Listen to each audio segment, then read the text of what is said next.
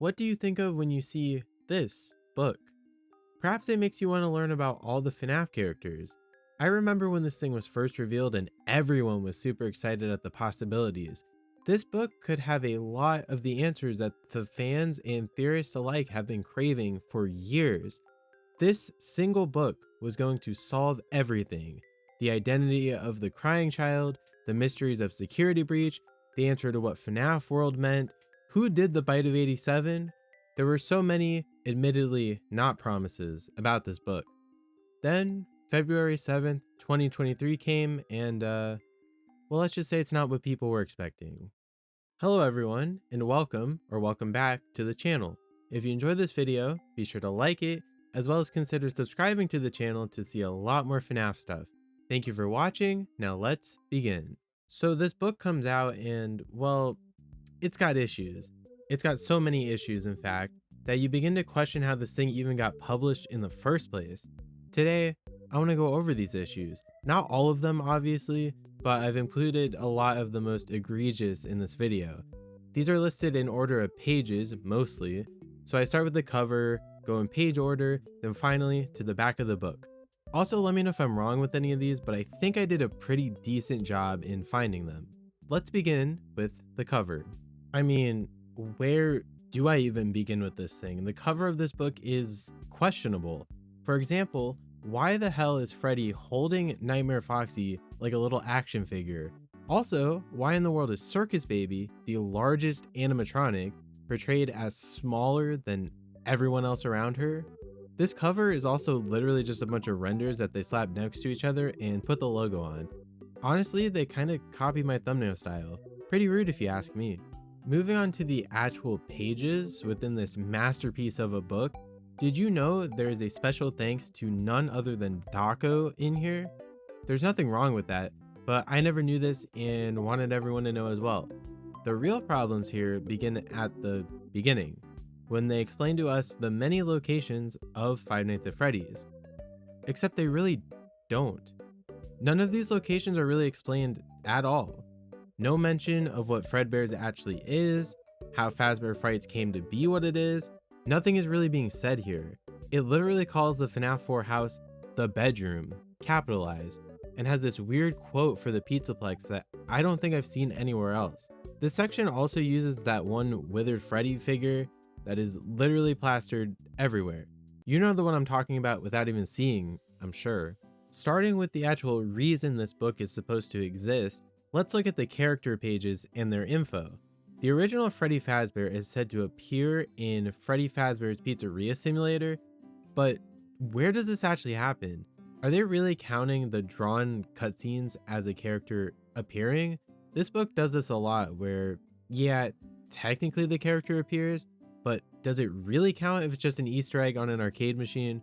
Still on Freddy, by the way, this book confirms that he does in fact have a handprint on him, which is such an obscure thing to point out when they otherwise don't really do this. Moving on to everyone's favorite gamer, let me read you a quote from Toy Freddy's page. This book says that Toy Freddy is, quote, friendlier than most of the other animatronics at the restaurant and won't harm people unless something upsets him. What does this even mean? It's just wrong. It also says he's retired in Ultimate Custom Night. Again, what are they even trying to say here? Was Toy Freddy like a famous Twitch streamer or something? Who knows? Withered Freddy is said to be the same Freddy as the original, which is definitely just not true. In fact, this book says this about all the Withereds except Bonnie. Like, these guys are so obviously not the same animatronic. How in the world did this thing get published? Here's a fun one. What games do you think Golden Freddy appears in? Does that list include Sister Location? If not, you're wrong, according to the Character Encyclopedia. That's right, Golden Freddy is actually in Sister Location. The more you know. Did you know that Shadow Freddy, yes, this guy, is in Help Wanted? Me neither, and I have almost 34 hours on this game. Crazy to think about. Where is he in this game?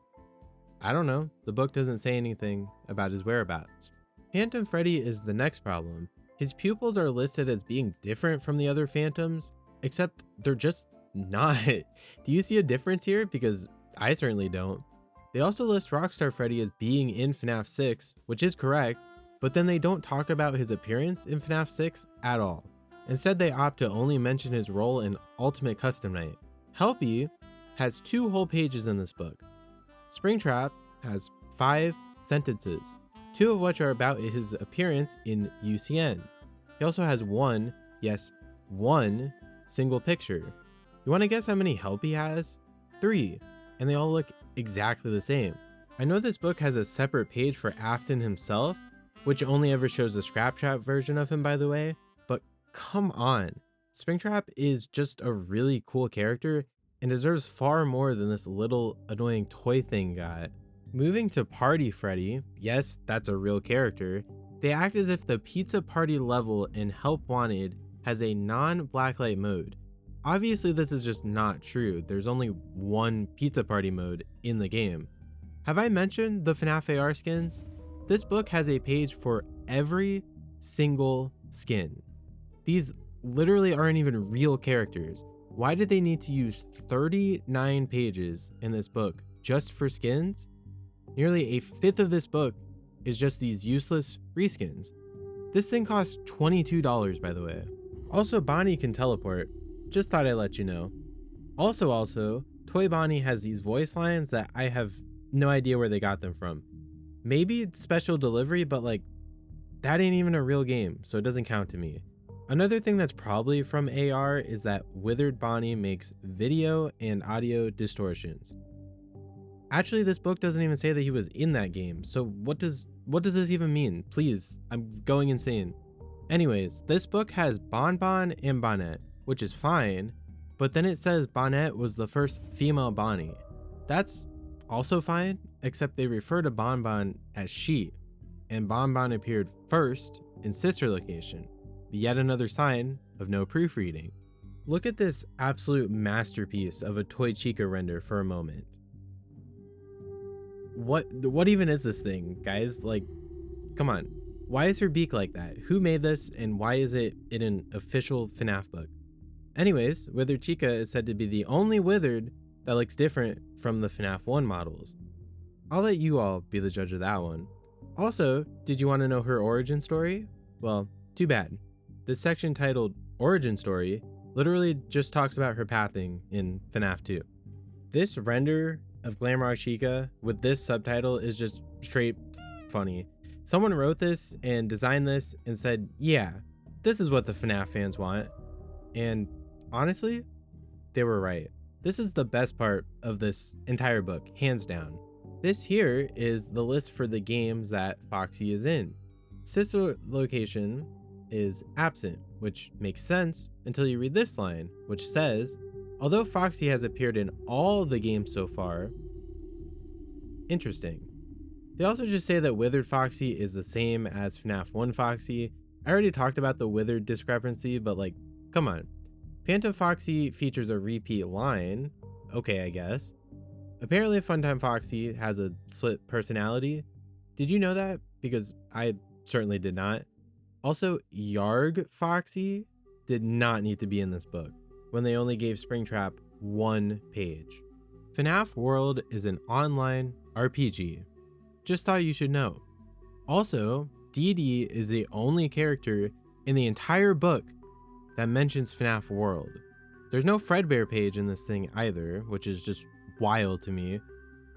This is Endo 02 on the page for Endo 01.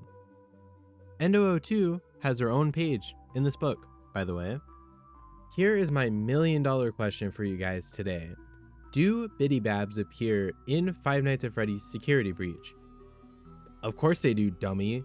The Mediocre Melodies have their own page in this book. Each one also has their own page.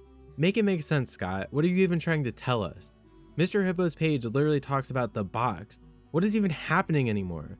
By the way, side note, random thing here. I guess they added Monty to special delivery. That's cool. I was lying earlier when I said that Dee Dee was the only character that mentioned FNAF World, because Old Man Consequences also mentions FNAF World, and he's said to be in FNAF World, but it's not listed as a game that he appears in. make it make sense, dude. Like, I don't even know what to say anymore. By the way, Moon's feature in this book is literally just one poster of him with like a couple of sentences. Is William Afton in FNAF 1? I mean, I guess. Not really, though. Is he in Security Breach? I guess? Burntrap is listed as his own character, though, so really, like, that's a little bit ridiculous. Burntrap isn't a canon name either, according to this book, except Scott used it in his doco interview, so what does that even mean?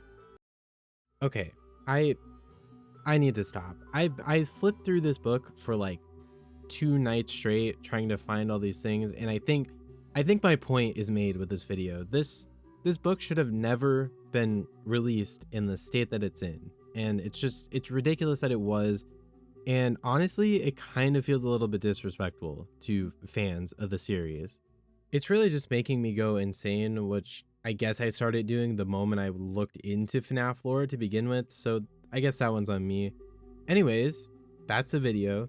If you enjoyed, be sure to like and subscribe, as seeing these little numbers go up makes me happy for whatever reason. Thank you all for watching my rant on why this book is like one of the worst things to come out of FNAF. Definitely not the worst though. And I will see you in the next one. Goodbye, superstars.